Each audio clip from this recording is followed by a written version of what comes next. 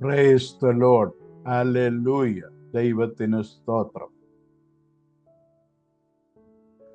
എൻ്റെ യാത്രകൾ എന്ന പരമ്പരയിൽ ഇത് 6ാമത്തെ വീഡിയോ ആണ്. ഒന്നാമത്തേത് ലെബനോൻ, രണ്ടാമത്തേത് സൗത്ത് കൊറിയ, മൂന്നാമത്തേത് അർമേനിയ, നാലാമത്തേത് തുർക്കി, അഞ്ചാമത്തേത് പദ്മോസ്, ഗ്രീസ് ആൻഡ് പദ്മോസ്. ഗ്രീസ് എന്ന് പറയുമ്പോൾ ഏതൻസിൽ ഇറങ്ങിയിട്ടാണ് പദ്മോസിലേക്ക് ഷിപ്പിൽ പോയത്. ഇത് ഞങ്ങളുടെ സ്പെയിൻ യാത്ര. കഴിഞ്ഞ യാത്രകളെല്ലാം ഞാനും കുടുംബമായിട്ടാണ് സഞ്ചരിച്ചിരുന്നത്. എന്നാൽ ഇത് ഞങ്ങൾ കാരിയർ കമ്പനിയുടെ ഡീലേഴ്സ് ട്രിപ്പാണ്. എല്ലാ വർഷവും കാരിയർ കമ്പനി 1.5 മില്യൺ ബിസിനസ് ചെയ്യുന്നവർക്ക് ഒരു ഫ്രീ ട്രിപ്പുണ്ട് ഒരാഴ്ചത്തേക്ക്. അത് ബിസിനസ് ക്ലാസ്സിലുള്ള ടിക്കറ്റ്, പിന്നെ 5 സ്റ്റാർ ഹോട്ടൽ സ്റ്റേ, അത് കഴിഞ്ഞിട്ട് അവിടെ വിവിധ സ്ഥലങ്ങളിലേക്ക് കൊണ്ടുപോകും. ഞാനിത് 2ാമത്തെ യാത്രയാണ് ഇവരുടെ കൂടെ. ആദ്യത്തെ യാത്ര ബുഡാപെസ്റ്റ്, ഹംഗറിയുടെ ക്യാപിറ്റൽ ബുഡാപെസ്റ്റിലായിരുന്നു. അത് നല്ലൊരു അനുഭവമാണ്. ദൈവം അനുവദിച്ചാൽ ഏതെങ്കിലും ഒരു സമയത്ത് അതിനെക്കുറിച്ചും പറയുവാനായിട്ട് ആഗ്രഹിക്കുന്നു.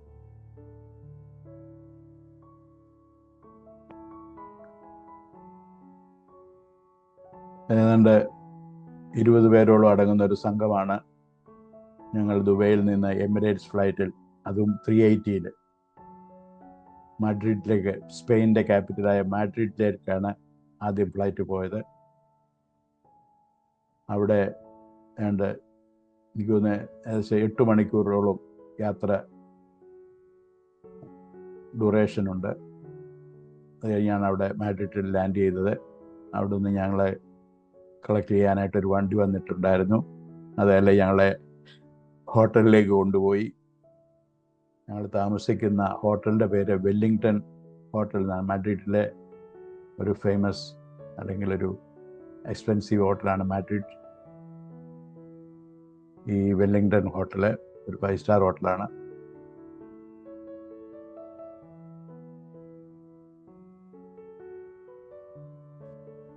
അന്ന് രാത്രി ഞങ്ങൾ അവിടെ കിടന്നുറങ്ങി. അത്താഴമൊക്കെ തന്നു. 2ാം ദിവസം ഞങ്ങൾക്ക് സിറ്റി ടൂറായിരുന്നു. മാഡ്രിഡ് സിറ്റി എല്ലാം ഒരു ദിവസം ഇങ്ങനെ മെയിനായിട്ടുള്ള സ്ഥലങ്ങളെല്ലാം കൊണ്ടുപോയി. ചിലയിടങ്ങളിൽ ഇറങ്ങി അതിൻ്റെ ഫോട്ടോസൊക്കെ എടുത്തു. അതുപോലെ തന്നെ ഒരു ഗൈഡും ഉണ്ടായിരുന്നു. അപ്പം അദ്ദേഹം എല്ലാം എക്സ്പ്ലെയിൻ ചെയ്യുന്നുണ്ടായിരുന്നു.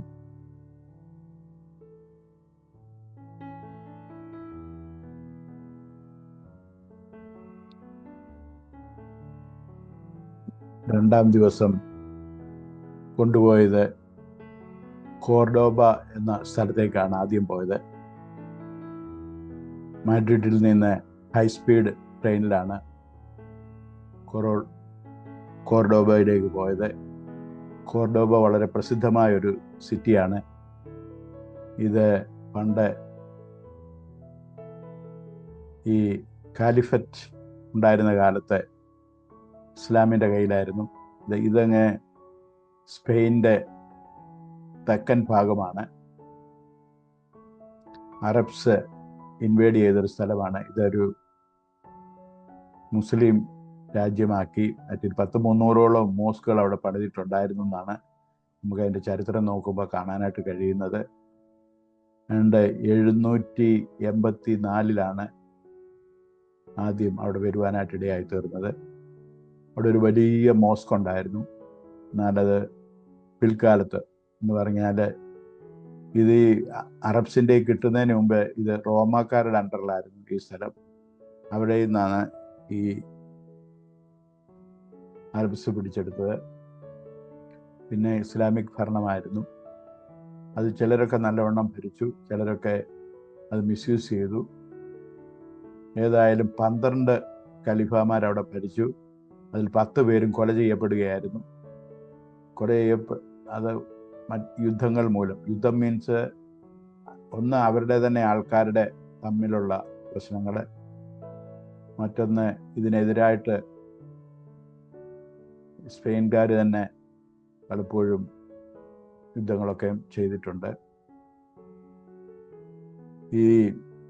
ഇവിടെ വന്നിട്ട് ഇതിങ്ങനെ സ്പെയിനെ ഇങ്ങനെ ആക്രമിച്ച് അങ്ങ് ഇനി മാഡ്രിഡോളം വരുവാനായിട്ട് അതിൻ്റെ അടുത്ത് വരെ വന്നു എന്നാണ് പറയപ്പെടുന്നത്. അപ്പോൾ സഭ അന്ന് കത്തോലിക്ക സഭയുടെയൊക്കെ വലിയ നല്ല കാലമായിരുന്നു. നല്ല കാലം വെച്ചാൽ അവരാണ് ഭരണമൊക്കെ തീരുമാനിക്കുന്നതും എന്ത് ചെയ്യണോ എങ്ങനെ ചെയ്യണോ എന്നൊക്കെ തീരുമാനിക്കുന്നതൊക്കെ അവരായിരുന്നു. അങ്ങനെ ഇവർ എല്ലാം കൂടെ തീരുമാനിച്ച് തിരിച്ച് ക്രിസ്ത്യൻ ഫിലോസഫി അനുസരിച്ച് യുദ്ധം നമുക്കില്ലല്ലോ, വലതുകാരനകത്ത് അടിച്ചാൽ ഇടതുകൂടെ കാണിച്ചു കൊടുക്കണമെന്നുള്ള പോളിസിയാണ് യേശുക്രിസ്തു നമ്മളെ പഠിപ്പിച്ചിരിക്കുന്നത്. അതുകൊണ്ട് പലപ്പോഴും പലരും അത് മിസ്യൂസ് ചെയ്തിട്ടുണ്ട്. എന്നാൽ അച്ഛന്മാർ, തിരുമേനിമാരും എല്ലാവരും കൂടെ കൂടി ആലോചിച്ചു, ഇങ്ങനെ വിട്ടാൽ പറ്റത്തില്ല, തിരിച്ച് യുദ്ധം ചെയ്യണമെന്ന് ഉള്ളൊരു തീരുമാനമെടുത്ത് രാജാവിനോട് പറഞ്ഞ് അങ്ങനെ പട്ടാളത്തെ എല്ലാം സജ്ജീകരിച്ച് തിരിച്ച് യുദ്ധം ചെയ്യാൻ തുടങ്ങി.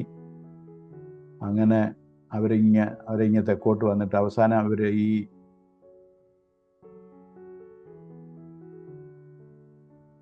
കോർഡോബ ദേശം കൊണ്ട് ഒതുങ്ങി. ഇവിടെ ഒരു വലിയ മോസ്ക് ഉണ്ടായിരുന്നു.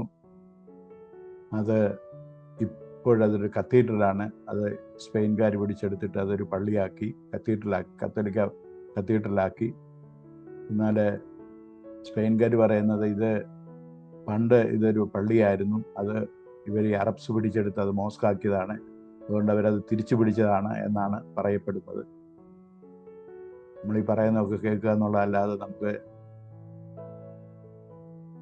കൂടുതലൊന്നും പറയാൻ പറ്റത്തില്ലല്ലോ. ഇനിയോ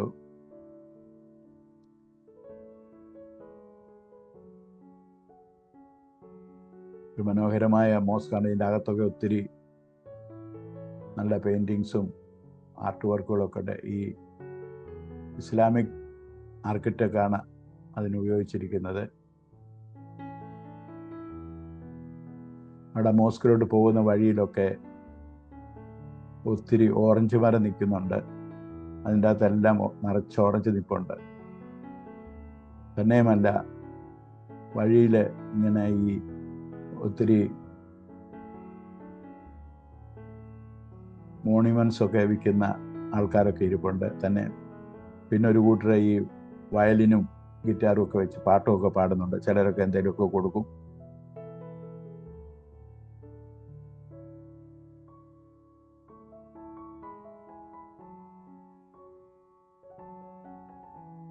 ഇവിടെ നിന്ന് ഞങ്ങൾ കാരിയറിൻ്റെ ഒരു ഫാക്ടറി അവിടെയുണ്ട്, സ്പെയിനിലുണ്ട്. അത്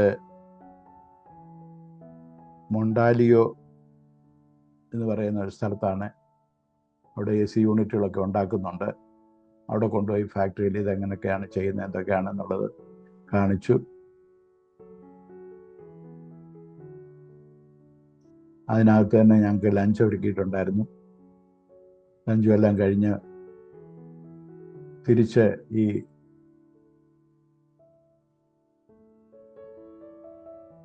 കോർഡോബ റെയിൽവേ സ്റ്റേഷനിൽ വന്നിട്ട് അവിടുന്ന് മാഡ്രിഡിലേക്ക് ട്രെയിനിലാണ് വന്നത്. ഈ ട്രെയിൻ ഹൈസ്പീഡ് ട്രെയിനാണ്. എന്ന് പറഞ്ഞാൽ 250 km/h ഇതിൻ്റെ യാത്ര.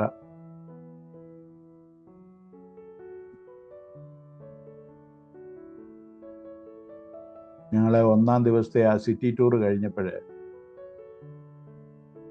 ഡിന്നറിന് കുറച്ച് ദൂരെയുള്ളൊരു റെസ്റ്റോറൻറ്റിലേക്കാണ് കൊണ്ടുപോയത്. അവിടെ ഫ്ലെമിംഗോ ഡാൻസ് ഉണ്ടായിരുന്നു. വളരെ ചടുതലയോടെ ഡാൻസ് ചെയ്യുന്ന ഒരു സ്പാനിഷ് സ്ത്രീ. ഒരു പ്രത്യേക ഡാൻസാണ്. വളരെ മെയ്വഴക്കമുള്ളവർക്ക് അത് ചെയ്യാൻ പറ്റത്തുള്ളൂ. നല്ല എനർജി ആവശ്യമാണ്. കൂട്ടത്തിൽ പാട്ടും ഗിറ്റാറും വയലിനും എല്ലാം ഉപയോഗിക്കുന്നുണ്ട്. കുറേ പേര് ഇന്ന് കൈയടിക്കുന്നുണ്ട്. അത് നല്ല മനോഹരമായിട്ടുള്ള താളത്തിൽ കൈയടിച്ചാണ് ഇതിനെ പ്രോത്സാഹിപ്പിക്കുന്നത്. അതായത് ഈ പാട്ടിൻ്റെ ഭാഗമാണ് ഈ കൈയടി. അവിടെ നിന്ന് ആഹാരമൊക്കെ കഴിച്ച് ഞങ്ങളെ വീണ്ടും ഹോട്ടലിൽ കൊണ്ടുവന്നു.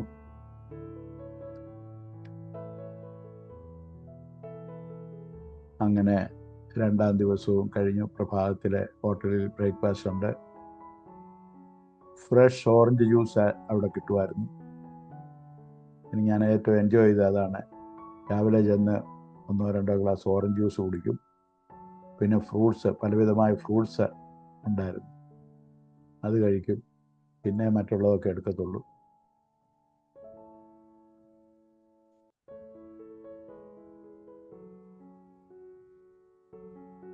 മൂന്നാം ദിവസം ഞങ്ങളെ ടൊലീഡോ എന്ന് പറയുന്ന പട്ടണത്തിലേക്ക് കൊണ്ടുപോയി. ടൊലീഡോ ഒരു മനോഹരമായ സിറ്റിയാണ്. ഒരു വലിയൊരു പള്ളി അവിടെ ഉണ്ട്.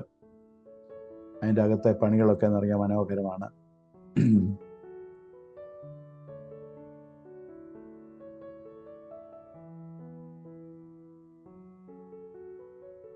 ഒരു പ്രത്യേക കോട്ടയ്ക്കകത്ത് ഉണ്ടാക്കിയിരിക്കുന്നൊരു സിറ്റിയാണിത്. ഇവിടെ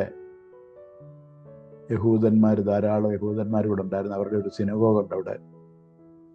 കൂടാതെ മുസ്ലിംസും ക്രിസ്ത്യൻസും എല്ലാവരും കൂടെ തിങ്ങിപ്പാർക്കുന്നൊരു പട്ടണമാണിത്. ഇതിൻ്റെ ചരിത്രം നോക്കുമ്പോൾ ഇത് സ്വയം ഭരണാധികാരം ഉണ്ടായിരുന്ന ഒരു സിറ്റിയാണ് ഈ ടൊലീഡോ. ഞങ്ങൾ ഏതാണ്ട് ഉച്ചവരെ അവിടെ സ്പെൻഡ് ചെയ്ത് കുറേ ഫോട്ടോസും ഒക്കെ എടുത്ത് ഈ സിനഗോഗിലുമൊക്കെ കൊണ്ടുപോയി, പള്ളിയിലുമൊക്കെ കൊണ്ടുപോയി ഇട്ട് ഞങ്ങൾ തിരിച്ച് സിറ്റിയിലേക്ക് വന്നു. ഇങ്ങോട്ട് വന്നത് ഞങ്ങളൊരു വാനയിലായിരുന്നു, കമ്പനി അറേഞ്ച് ചെയ്ത വാന്. അതിനൊരു ഗൈഡ് ഉണ്ടായിരുന്നു. പുള്ളി ഈ സിനഗോഗിനെ കുറിച്ചും പള്ളിയെക്കുറിച്ചും ഒക്കെ ഇങ്ങനെ വിവരിച്ചു തന്നുകൊണ്ടിരുന്നു.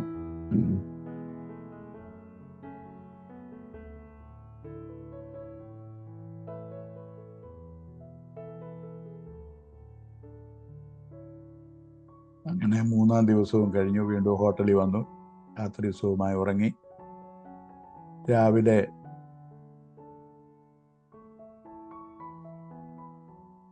സർഗാവിയ എന്ന് പറയുന്ന ഒരു സ്ഥലത്തേക്കാണ് കൊണ്ടുപോയത്.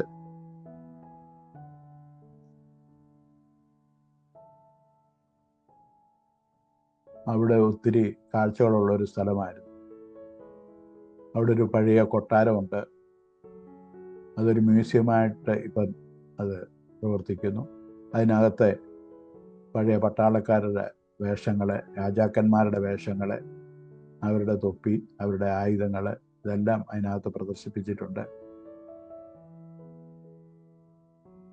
തന്നെയുമല്ല, ആ പട്ടണത്തിൽ നമുക്ക് കാണാവുന്ന ഒരു വലിയ അക്വിഡേറ്റ് കാണാം. എന്ന് പറഞ്ഞാൽ ദൂരെ ഏതോ ഒരു സ്ഥലത്തു നിന്ന് വെള്ളം ഈ പട്ടണത്തിലേക്ക് കൊണ്ടുവരുന്ന ഇങ്ങനെ വലിയ ആർച്ച് തൂണുകളിൽ നിർത്തി മണ്ടയ്ക്കൂടെ ഇങ്ങനെ അക്വിഡേറ്റാണ്. അതായത് അതിലൂടെ വെള്ളം കൊണ്ടുവരുവാണ്. ഒരു ഭയങ്കര നിർമ്മിതിയാണത്. അവിടെയും ചില മനോഹരമായ പള്ളികളുണ്ട്. ഈ യൂറോപ്യൻ രാജ്യങ്ങളിൽ ചെന്നാൽ ഭയങ്കരമായിട്ടുള്ള പള്ളികൾ കാണാൻ പറ്റും. എന്നാൽ പള്ളിയിൽ കുറേ വലിയപ്പന്മാരും മാത്രമാണ് വരുന്നത്. അവരിങ്ങനെ എല്ലാ സമയവും വന്ന് ചിലരൊക്കെ ചില സ്ഥലങ്ങളിലൊക്കെ ഇരുന്ന് പ്രാർത്ഥിക്കുന്ന കാണാം. കുർബാന കാണാൻ മാത്രമല്ല, അല്ലാതെ പ്രാർത്ഥിക്കാനായിട്ടും പലരും വരുന്നുണ്ട്. എന്നാൽ യൗവനക്കാർക്ക് അവർക്കിപ്പോൾ പള്ളിയും പട്ടക്കാരും ഒന്നും അത്ര വലിയ കാര്യമൊന്നുമല്ല. ദൈവം ഇല്ല എന്ന് വിശ്വസിക്കുന്ന ഒരു കൂട്ടം ആൾക്കാർ വളർന്നുകൊണ്ടിരിക്കുകയാണ് യൂറോപ്പിലൊക്കെയും. അപ്പോൾ എൻ്റെ ഈ ശബ്ദം കേൾക്കുന്നവരോട് എനിക്കുള്ളൊരു അപേക്ഷ, യൂറോപ്പിൻ്റെ ഉണർവിനായിട്ട് അവർ വീണ്ടും വിശ്വാസത്തിലേക്ക് വരുവാനായിട്ട് നമുക്ക് പ്രാർത്ഥിക്കണം.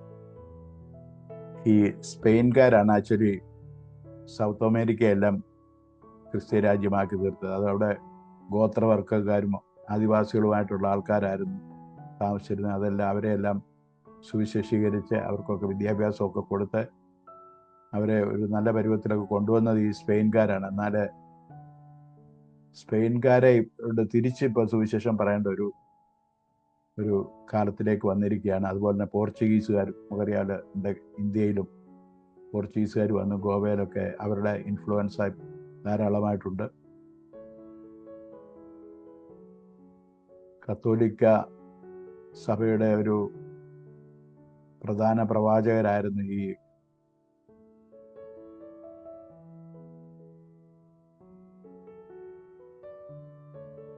പോർച്ചുഗീസുകാർ. അതുപോലെ സ്പെയിൻകാരും അങ്ങനെ തന്നെയാണ്. അതുകൊണ്ട് സൗത്ത് അമേരിക്ക എല്ലാം സ്പാനിഷ് ഭാഷയാണ് സംസാരിക്കുന്നത്, ഈവൻ മെക്സിക്കോ മുതൽ അങ്ങോട്ട്. അതിൻ്റെ കാരണം ഇവർ വന്ന് കോളനിയാക്കിയതാണ്. അങ്ങനെ 4-ാം ദിവസം ഞങ്ങൾ സഗോവിയ എന്ന സ്ഥലത്ത് പോയി ഇതെല്ലാം കണ്ടു. ഒത്തിരി സമയം നമുക്ക് ഈ മ്യൂസിയത്തിൽ സ്പെൻഡ് ചെയ്യാനായിട്ട് പറ്റി. കാരണം ഒത്തിരി കാഴ്ചകൾ അവിടെ ഉണ്ടായിരുന്നു. അതൊക്കെ വിവരിച്ചു തരാനൊരു ഗൈഡും ഉണ്ടായിരുന്നു.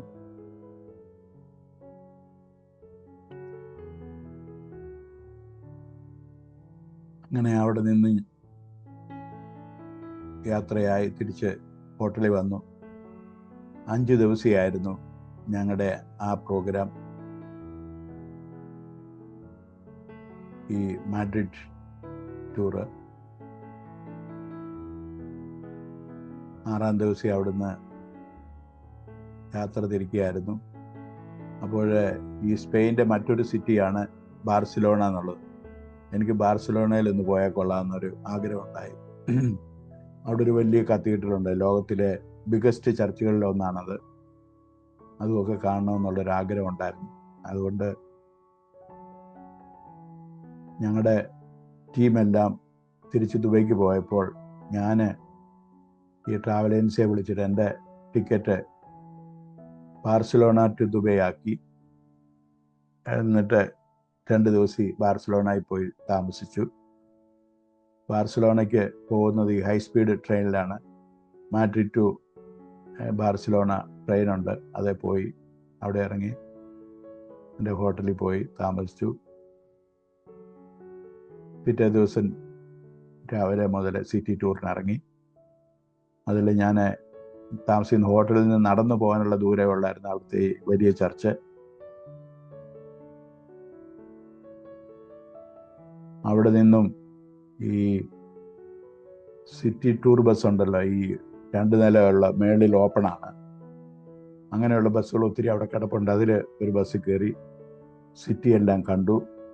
ഇതിൻ്റെ എല്ലാം വീഡിയോസ് എടുത്തിട്ടുണ്ട്. അത് ഞാൻ ഇതിൻ്റെ ഡിസ്ക്രിപ്ഷനിൽ അതിൻ്റെ ലിങ്ക് കൊടുക്കാം. അത് കാണുന്നവർക്ക് ഞാൻ കൂടുതലായിട്ടുള്ള കാഴ്ചകൾ കാണാനായിട്ട് പറ്റും. അത് ഞങ്ങളുടെ ആ മാഡ്രിഡ് യാത്രയിലെ എല്ലാം ഉണ്ട് അതിനകത്ത്. ബാർസിലോണ വേറെ ഉണ്ട്. അപ്പം ഇത് കാണുന്നവരെ അതായത് എൻ്റെ ഈ ലിങ്ക് കൂടെ കണ്ടു കഴിഞ്ഞാൽ, വീഡിയോയുടെ കണ്ടു കഴിഞ്ഞാൽ കൂടുതൽ കാര്യങ്ങൾ മനസ്സിലാക്കുവാനും കൂടുതൽ ഞാൻ ഇങ്ങനെ ഒരു ഫോട്ടോയോ എടുത്ത് ഇങ്ങനെ ഒരു എക്സ്പ്ലനേഷൻ വരുമെന്നുള്ള ചിന്തയില്ല. അതുകൊണ്ട് എല്ലാ ഫോട്ടോസും എടുക്കാൻ പറ്റിയില്ല. എനിക്ക് ഈ വീഡിയോ എടുത്തപ്പോൾ അതിനകത്തുനിന്ന് കിട്ടിയ കുറച്ച് ഫോട്ടോസ് മാത്രമാണ് ഞാൻ ഇതിനകത്ത് ഇടുന്നത്. അതിൻ്റെ പിറ്റേ ദിവസം എന്ന് പറയുന്നത് ഞായറാഴ്ചയായിരുന്നു. ഞായറാഴ്ച അപ്പോൾ എനിക്ക് ഇവിടെ ഒരു ആരാധനയ്ക്ക് പോകണമെന്നുള്ളൊരു ആഗ്രഹം ഉണ്ടായി. അങ്ങനെ ഞാൻ സെർച്ച് ചെയ്തു, പെന്തക്കോസ്റ്റ് ചർച്ച് ഇൻ ബാർസിലോണ എന്ന് പറയും. അങ്ങനെ ഒരു ചർച്ചിൻ്റെ ഡീറ്റെയിൽ കിട്ടി. അതിൻ്റെ ലൊക്കേഷൻ എടുത്ത് ടാക്സിക്കാരനെ കാണിച്ച് അയാൾ അവിടെ കൊണ്ടുപോയി. എനിക്കൊന്ന് $10-20 അയാൾ വാങ്ങിച്ചു. ഡോളറല്ല, യൂറോ. അതൊരു പെന്തക്കോസ്റ്റ് ചർച്ചായിരുന്നു. പക്ഷെങ്കിൽ എല്ലാം സ്പെയിൻകാർ തന്നെയാണ്, സ്പാനിഷിലായിരുന്നു അവരുടെ ആരാധനയൊക്കെ. നല്ല ആത്മനിറവുള്ള കുറേ ആൾക്കാർ. അവർ വന്ന് കഴിയുമ്പോൾ തന്നെ എല്ലാവരും ഇരുന്ന് അവിടെ പ്രാർത്ഥിക്കും. പ്രത്യേകിച്ച് ഈ സ്റ്റേജിൻ്റെ അവിടെ പോയി പലരും മുട്ടുകുത്തി ഇന്ന് കമന്ന് കിടന്നുമൊക്കെ ഇരുന്ന് പ്രാർത്ഥിക്കുകയും കരയുകയും നിലവിളിക്കുകയും ഒക്കെ ചെയ്യുന്നത് നമുക്ക് കാണാനായിട്ട് പറ്റും. ഒരു നല്ലൊരു കൂട്ടം ജനം അവിടെ ഉണ്ടായിരുന്നു. വളരെ ഉഷാറുള്ള വിശ്വാസികളായിരുന്നു. അങ്ങനെ അന്നത്തെ ആരാധന അവിടെ നടക്കുവാനായിട്ട് ഇടയായി തീർന്നു. അപ്പം എൻ്റെ യാത്രയെല്ലാം ഈ get ready Jesus coming soon എന്നുള്ള ടീഷർട്ട് ഇട്ടാണ്. ഞങ്ങളുടെ കൂട്ടത്തിൽ വന്ന മറ്റുള്ളവരൊക്കെ എന്ന് പറഞ്ഞാൽ കാരിയറിൻ്റെ കുറച്ച് ആൾക്കാരുണ്ട്, 2-3 പേരുണ്ട്. പിന്നെ ബാക്കിയെല്ലാം ഓരോ കമ്പനിയുടെ ഓണർമാരും മാനേജർമാരും അങ്ങനെയുള്ളവരാണ്. അവരെല്ലാം പലസ്തീനികളും മിസ്രികളും ഇങ്ങനെയൊക്കെയുള്ള അറബ്സാണ്. അവർ എന്നോട് ചോദിച്ചിട്ടുണ്ട്, നിനക്ക് വേറെ ടീഷർട്ട് ഇല്ല, ഇത് മാത്രമേ ഉള്ളൂ. കാരണം എല്ലാ ദിവസവും ഞാനിതാണ് ഇടുന്നത്. ബാർസലോണയിൽ വന്നപ്പോഴും അതിട്ടുകൊണ്ടാണ് യാത്ര ചെയ്യുന്നതും പിന്നെ ചർച്ചിൽ പോയതും എല്ലാം. ഞങ്ങളുടെ സ്പെയിൻ യാത്രയിൽ എല്ലാം ബാച്ചിലേഴ്സാണ്, പ്രത്യേകിച്ച് കമ്പനികൾ നടത്തുന്നവർ. ഞങ്ങൾ 3 മലയാളികളുണ്ടായിരുന്നു. ഒന്ന് ദുബൈയിലെ ബെന്നെയർ എന്ന് പറയുന്ന എയർ കണ്ടീഷൻ കമ്പനി നടത്തുന്ന ബെന്നി, പിന്നെ ഷാർജയിൽ ഉള്ള അലക്സ്, അദ്ദേഹവും അവിടെ ഒരു AC കമ്പനി നടത്തുന്നുണ്ട്. പിന്നെ ഞങ്ങൾ 3 മലയാളികളാണ് ആകെ ഉണ്ടായിരുന്നത്. കഴിഞ്ഞ പ്രാവശ്യം ഒരാളൂടെ ഉണ്ടായിരുന്നു, ഒരു ജോസ്, JST എന്ന് പറയുന്ന കമ്പനി നടത്തുന്ന ജോസ്.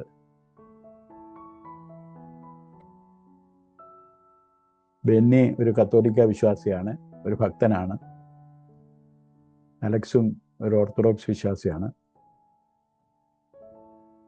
ജോസും ഒരു കത്തോലിക്ക വിശ്വാസിയാണ്. എന്നാലും അദ്ദേഹം കൂടുതൽ ദൈവത്തിൽ വിശ്വാസവും ദൈവാശ്രയമുള്ള ആളാണ്. ഒത്തിരി പ്രാർത്ഥിക്കുകയൊക്കെ ചെയ്യുന്ന ഒരാളാണ്. എവിടെ ചെന്നാലും പള്ളികൾ കണ്ടാൽ കയറിയിരുന്ന് കുറച്ചു നേരം പ്രാർത്ഥിക്കുകയൊക്കെ ചെയ്യും. പിന്നെ 2 തമിഴ് സഹോദരന്മാരുണ്ടായിരുന്നു. പിന്നെ ബാക്കിയെല്ലാം പലസ്തീനികളും മിസ്രികളും അങ്ങനെയുള്ള അറബ്സായിരുന്നു, സിറിയക്കാരും ഒക്കെ.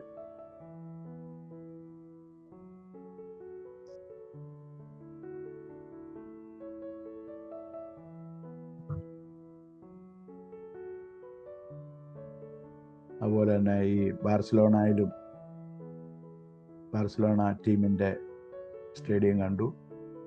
അവിടെ നിന്ന് 2 ടീഷർട്ട് വാങ്ങിച്ചു. പിള്ളേർക്ക് ടീഷർട്ട് വേണമെന്ന് പറഞ്ഞു, അവരുടെ ജേഴ്സി ഉള്ള ബാർസലോണ വേണ്ടി. അത് വാങ്ങിച്ച് തിരിച്ച് എയർപോർട്ടിൽ വന്ന് അവിടെ നിന്ന് ദുബൈക്ക് വരുവാനായിട്ടിരുന്നു. അപ്പോൾ അവിടെ ഈ ബിസിനസ് ക്ലാസ്സിൽ യാത്ര ചെയ്യുന്നവർക്ക് ലോഞ്ച് ഉണ്ടല്ലോ. അപ്പം ലോഞ്ചിൽ ഞാൻ ഇരിക്കുമ്പോൾ നമ്മുടെ തമിഴ് സിനിമാ താരം വിജയ്, പുള്ളിയും അവിടെ ഇരിക്കുന്നത് കണ്ടു. എന്നാലും ഞാൻ പരിചയപ്പെടാനോ ഫോട്ടോ എടുക്കാനോ ഒന്നും പോയില്ല. കാരണം അവർ വേറൊരു ലോകത്ത് ജീവിക്കുന്നവരും ഞാൻ വേറൊരു ലോകത്ത് ജീവിക്കുന്നവനുമാണ്. അതുകൊണ്ട് അങ്ങനെ കൂടുതൽ, കാരണം പ്രത്യേകിച്ച് ഞാൻ ഈ ടീഷർട്ട് ഇട്ടുണ്ടായിരുന്നു. അപ്പം ഒരു പക്ഷെങ്കിൽ ചിലപ്പം ഒരു മുഷിച്ചിലോടുകൂടി ആയിരിക്കും എന്നെ കാണുന്നതെന്നുള്ളൊരു ചിന്തയിൽ ഞാൻ പരിചയപ്പെടാൻ പോയില്ല. എന്നാൽ ഇപ്പോൾ ഓർക്കുന്നുണ്ട്, ഒന്ന് കൈയൊക്കെ കൊടുത്തൊന്ന് പരിചയപ്പെട്ട് ഒരു ഫോട്ടോ ഒക്കെ എടുത്തിരുന്നത് നല്ലതായിരുന്നു എന്ന്. ഇനി ഏതായാലും ബിസിനസ് ക്ലാസ്സിലെ യാത്ര ആയതുകൊണ്ട് സുഖകരമായ യാത്രയാണ്. കാരണം നമുക്ക് കിടന്നുറങ്ങി പോരാൻ പറ്റും, കിടക്കാനുള്ള സൗകര്യമുണ്ട്. ആ സീറ്റ് അതുപോലെ അഡ്ജസ്റ്റ് ആകുന്ന സീറ്റാണ് ബിസിനസ് ക്ലാസ്സിലെ സീറ്റ്. തന്നെയുമല്ല, നമുക്ക് എപ്പോഴും കഴിക്കാനും കുടിക്കാനും എപ്പോഴും ഇവർ തരും, അല്ലാതെ നമ്മൾ ആവശ്യപ്പെട്ടാൽ കൊണ്ട് തരും. VIP ട്രീറ്റ്മെൻ്റ് ആണല്ലോ ബിസിനസ് ക്ലാസ്സിൽ സഞ്ചരിക്കുന്നവർക്ക്. അങ്ങനെ ഒരാഴ്ചത്തെ യാത്രയ്ക്ക് ശേഷം തിരിച്ച് ദുബൈ വന്നു. വീണ്ടും വീട്ടിൽ വന്നു.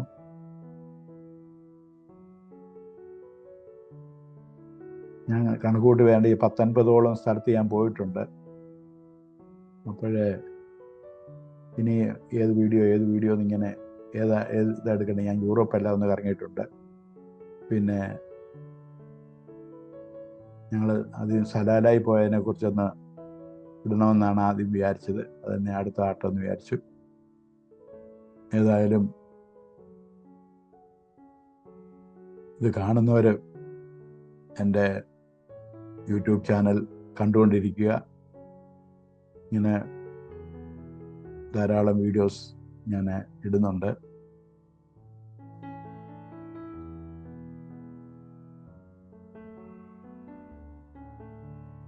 ദൈവം നിങ്ങളെ എല്ലാവരെയും അനുഗ്രഹിക്കുമാറാകട്ടെ.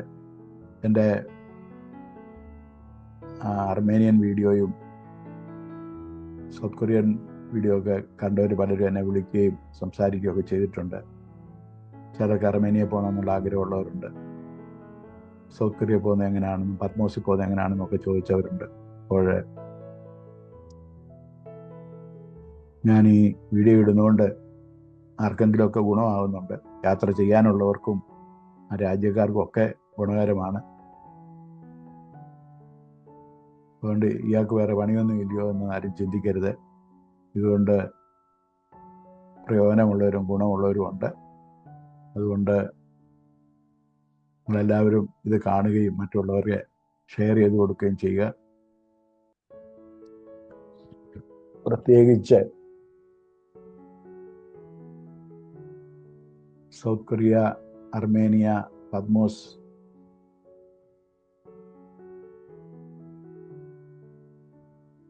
തുർക്കി വീഡിയോകൾ മറ്റുള്ളവർക്ക് കൊടുക്കുക. കാരണം വേദോസ്തം പറയുന്നതെല്ലാം ശരിയാണെന്നും ആ സ്ഥലങ്ങളൊക്കെ ഇപ്പോഴും ഉണ്ടെന്നുള്ളതും ആൾക്കാർക്ക് മനസ്സിലാക്കാൻ പറ്റും. ബൈബിൾ ഒരു കെട്ടുകഥയല്ല, നടന്ന സംഭവങ്ങളാണ് വിവരിച്ചിരിക്കുന്നത്.